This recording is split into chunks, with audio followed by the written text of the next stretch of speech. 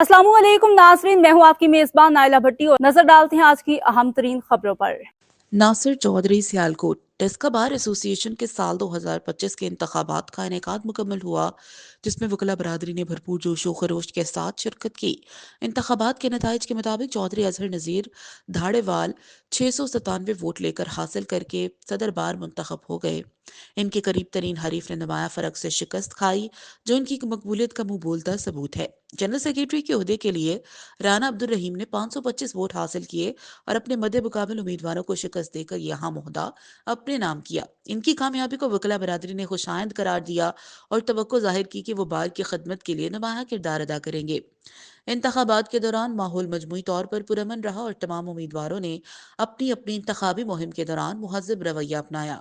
Election के बाद वकला बरादरी की जानिब से नौ मुंतखब ओहदेदारों को मुबारकबाद दी गई और इनसे बाहर के मसाइल हल करने के लिए भरपूर किरदार अदा करने की उम्मीद का इजहार किया गया। नौमुंतखब सदर चौधरी अजहर नज़ीर धाड़ेवाल ने अपने खताब में वकला बरादरी का शुक्रिया अदा किया और वादा किया कि वो बार के वकार को बुलंद रखने, मसाइल के हल और वकला के हकूक़ के तहफ़्फ़ुज़ के लिए हर मुमकिन कोशिश करेंगे। जनरल सेक्रेटरी राना अब्दुल रहीम ने भी बार के उमूर को बेहतर बनाने और शफाफियत को यकीनी बनाने के अज़्म का इजहार किया।